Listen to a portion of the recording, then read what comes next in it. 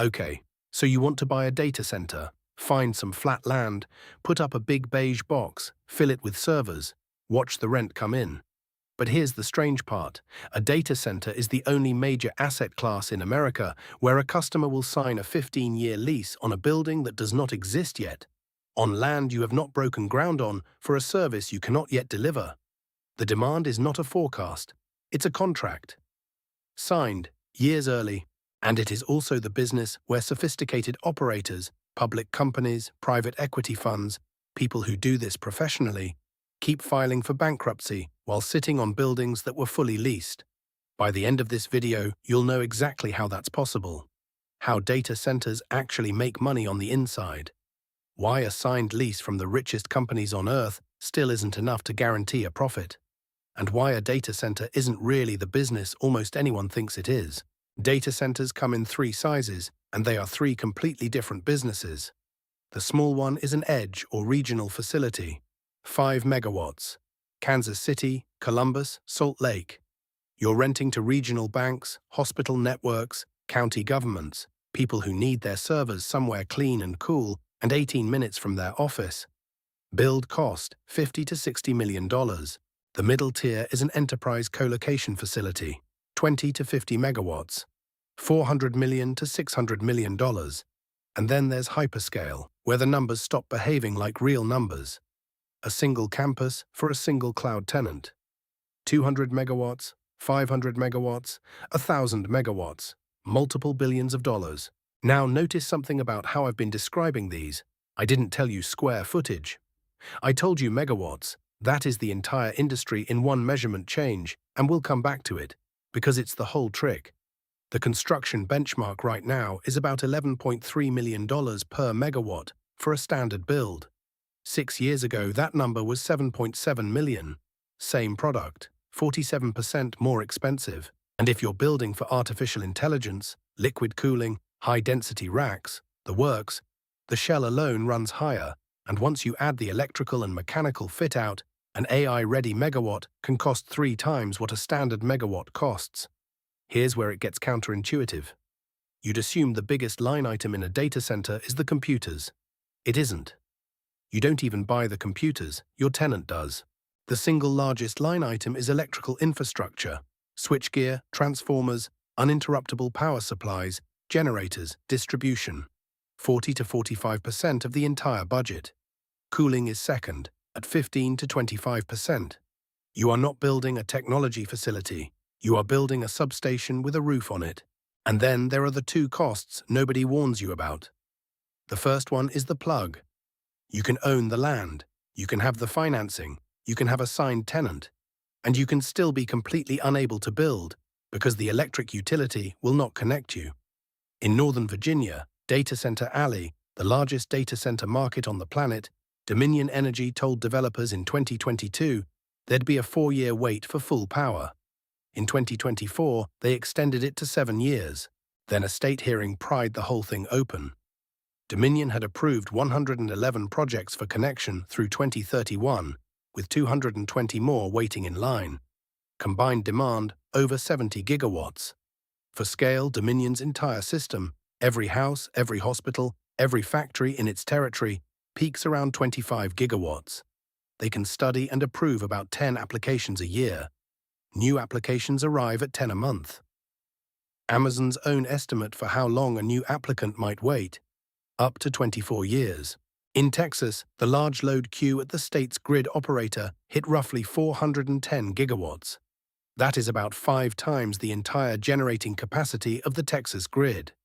Data centers are around 73% of it. The land is easy. The building is easy. The outlet is the scarce thing. The second cost is permission.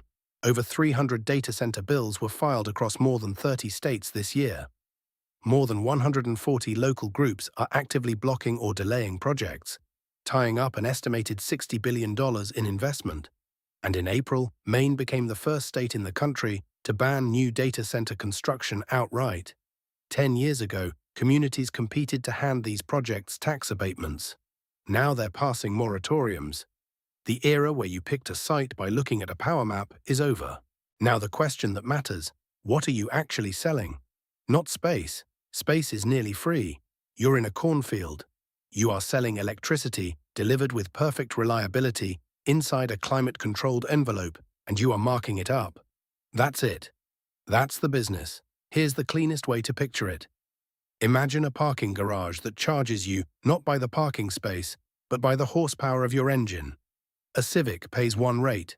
A semi-truck pays 40 times more for the exact same rectangle of concrete. That's a data center. The floor is irrelevant.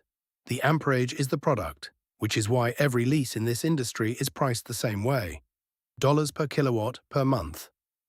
And right now, in the primary North American markets, the average asking rate for a mid-sized deployment is running just under $200 per kilowatt per month. Let that compound for a second. 1 megawatt is 1,000 kilowatts. At $200 each, that single megawatt generates $200,000 a month, $2.4 million a year. From 1 megawatt, in a building where you might have 100 of them. Now the margin. You buy power wholesale from the utility. You sell it retail, bundled with reliability. The gap between those two numbers is your spread, and the thing that eats into it has a name. It's called PUE, power usage effectiveness, and it's the closest thing this industry has to a house edge, except it runs against you. Here's how it works. For every watt that actually reaches a customer's chip, you burn additional watts removing the heat that chip produces. A PUE of 1.5 means that for every dollar of useful electricity you sell, you're buying 50 cents of electricity you can never bill anybody for. It just becomes warm air. A sloppy, older facility runs 1.5, 1.6. A well-engineered modern one runs 1.1. That difference, 1.5 versus 1.1, sounds like a rounding error. On a 100 megawatt campus, it's roughly 40 megawatts of electricity you are buying and throwing away every hour, forever. At industrial rates, that's tens of millions of dollars a year evaporating into the sky, in the literal sense. The engineering is the margin. There is no other lever. And now the part that breaks people's brains. The small customer pays more. A regional insurance company taking a quarter of a megawatt is paying close to $200 per kilowatt per month. A hyperscaler taking 50 megawatts on a triple net lease is paying substantially less per kilowatt, sometimes barely half that. The boring enterprise tenant in the corner cage, 3 servers, a firewall, and a bank's compliance department, is the highest margin customer in the building. Per kilowatt, they subsidize the giant. The giant is not the profitable customer, the giant is the credit. And that distinction has already nearly killed this industry once. Walk into a colocation facility and look at what's designed into it. Man-traps, biometric doors, redundant everything in pairs, labeled A and B. Concrete floors rated for weight most buildings will never see. And overhead, running along every aisle, the thing that actually matters. Cable trays, thousands of physical fiber connections, tenant to carrier. That cabling is the business model, because here's what happens once a customer is inside. They connect to their bank, their payment processor, their cloud provider, their partners. Every one of those connections is a physical cross-connect, and every one of them is billed monthly. After 2 years, a mid-sized tenant might have 40 cross-connects. To leave your building, they don't move servers. They renegotiate 40 relationships, coordinate 40 cutover windows, and accept downtime on everyone. Nobody does that to save 8% on rent. The industry calls this interconnection density. What it actually is gravity. The more tenants in a building, the more valuable that building becomes to the next tenant, and the more expensive it becomes for any existing tenant to leave. Facilities that hit critical mass, the big carrier hotels, essentially never lose customers. They just raise the rent. And then there's the other retention system, which is so effective it's almost funny. Pre-leasing. In Northern Virginia, colocation vacancy fell to around 0.5%. In the first quarter of this year, it hit 0.3%. Nationally, primary markets closed last year at a record low of 1.4%. 0.3% vacancy is not a market. That's a waiting list. The consequence is that capacity gets committed before it exists.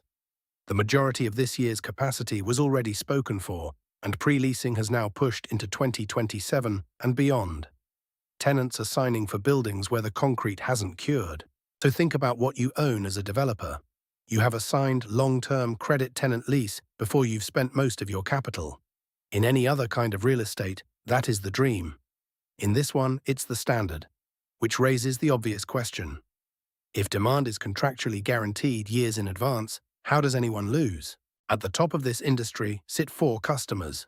Amazon, Microsoft, Google, and Meta are collectively guiding to something in the neighborhood of $700 billion in capital expenditure this year, up from roughly $410 billion last year. Amazon alone is around $200 billion. That is more annual capital spending than most national infrastructure programs. And if one of them signs your building, your problem is solved. Investment-grade credit, 15-year term, triple net. The bank will finance you at a rate that makes the whole thing work. Here's the catch, and it's the exact inverse of how this works in most industries. In a casino, the whale eventually loses. The math grinds them down and they come back anyway. In a data center, the whale is holding the knife. When one tenant is 70% of a building's revenue, you do not have a landlord-tenant relationship. You have a counterparty. At renewal, they know precisely what it would cost you to lose them, because your debt covenants are public, and your building has exactly one door. And the newer version of this risk is sharper still. Alongside the hyperscalers, there's now a whole class of AI infrastructure companies, the neoclouds, leasing enormous blocks of capacity at premium rates. They pay more, they move faster, they sign bigger. They also, in many cases, do not have investment-grade credit, and their entire business rests on a single assumption. That demand for AI compute keeps climbing at the rate it's climbing today. Lenders have noticed, underwriting a 15-year lease against a company that is 5 years old is a fundamentally different exercise than underwriting one against Microsoft, and the industry is currently doing quite a lot of the former. So the revenue model, in one sentence, kilowatts times price per kilowatt, times contract length, times tenant credit quality, and every single decision you make in this business is really a decision about one of those four numbers. With guaranteed demand, record low vacancy, and the richest companies on Earth as customers, how does a data center operator actually fail? Two ways, and nearly every real failure in this industry is one of them. Mistake 1. Floating rate debt on a fixed rate lease. In 2016, a group of investors bought CenturyLink's data center portfolio for about $2.1 billion and named it Cyxtera. 60 facilities, 2,300 customers. In 2021, they took it public through a blank check merger at a valuation of $3.4 billion. By June of 2023, it was in Chapter 11 with roughly $1 billion of debt. Read the failure carefully, because it is very specific. The debt was floating rate. The leases were fixed. When interest rates went up, the interest expense climbed. The rental income, contractually, could not. Worse, 21 of those 60 facilities weren't owned. They were leased from other operators. So Cyxtera was paying rent, in fixed dollars, on buildings it then subleased in fixed dollars, while its interest costs floated freely upward. Add rising utility costs and some customer churn, and the whole thing folded. The assets ultimately went to Brookfield. The building was fine. The buildings are always fine. The capital structure was the product that failed. Do not finance a 15-year fixed cash flow with debt that reprices every 90 days. Mistake 2. Building the wrong shape of megawatt. This one is older than the industry's current boom, and it is about to happen again. In 2001, Exodus Communications was the dominant name in web hosting. It had raised billions in high-yield debt and built enormous facilities in advance of demand it was certain would arrive. The demand did arrive. Years later, and for a completely different product. Exodus was bankrupt by September of that year. Here's the modern version. For 20 years, a data hall was designed around racks drawing 5 to 10 kilowatts, cooled by pushing cold air across a room. Every mechanical and electrical decision in those buildings assumes that. AI hardware does not work that way. A modern GPU rack can draw 20 kilowatts, 50 kilowatts, over 100 kilowatts. At those densities, air cooling isn't inefficient. It is physically incapable of removing the heat. You need liquid running to the chip. So a perfectly good, structurally sound, fully occupied data center built in 2019 can be functionally obsolete for the highest-paying workloads on the market. Not because anything is broken, but because the ceiling is too low, the floor won't hold the weight, and there's no way to get water where the water needs to go. It's like owning a fleet of parking garages the year everyone switched to pickup trucks. Nothing wrong with the concrete. The clearance is just wrong. Retrofitting is possible. It is also disruptive, capital-intensive, and it requires evicting the tenants currently paying you. And underneath both mistakes runs a third problem that isn't a mistake at all. Just physics. Your building has a useful life of 20 to 30 years. The equipment inside it turns over every 3 to 5. Your lease is 15 years. Your debt is 7. Your interconnection queue is 5. Your county's zoning posture might change in 1. Every one of those clocks runs at a different speed, and you have to survive all of them simultaneously.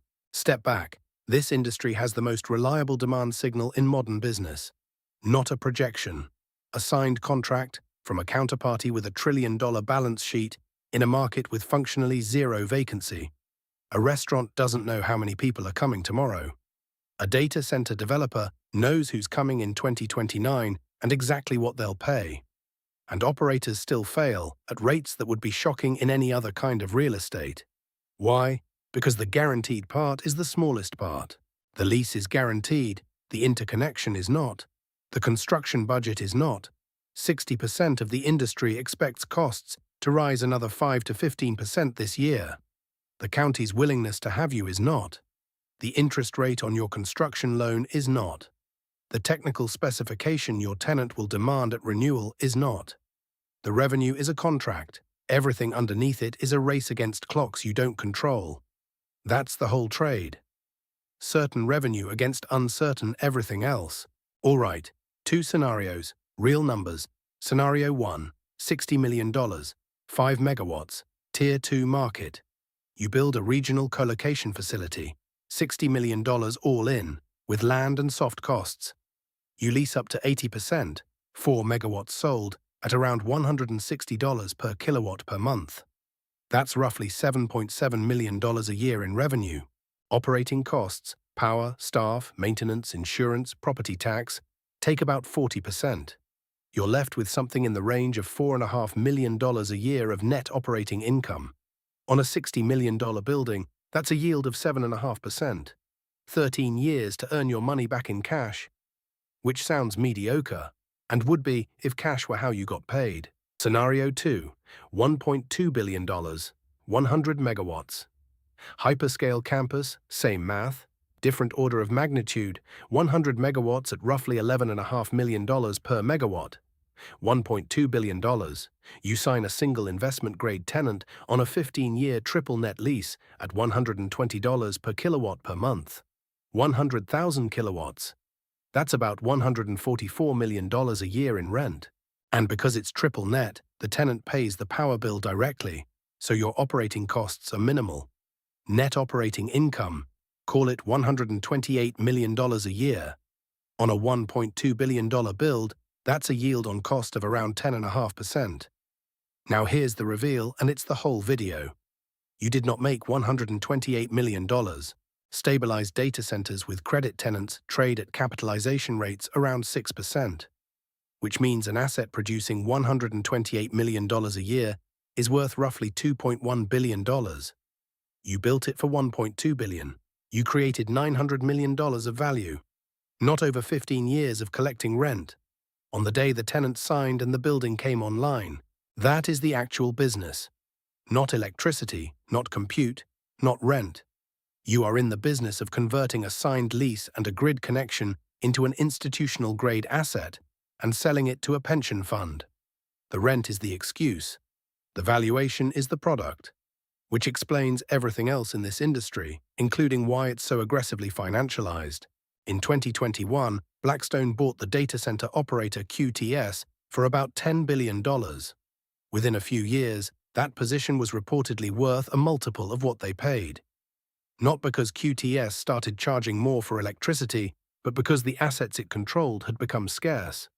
Scarcity is the entire trade, not scarcity of buildings. You can always build a building. Scarcity of powered buildings. Every kilowatt already connected to the grid becomes more valuable every single quarter that the queue gets longer. Which brings us to the one rule of this business. Anyone can pour concrete. Almost anyone can raise the money. What you cannot buy at any price on any timeline is permission from the grid. So if you do decide to build a data center, remember, you're not buying a building. You're buying a place in line. Make sure it's near the front.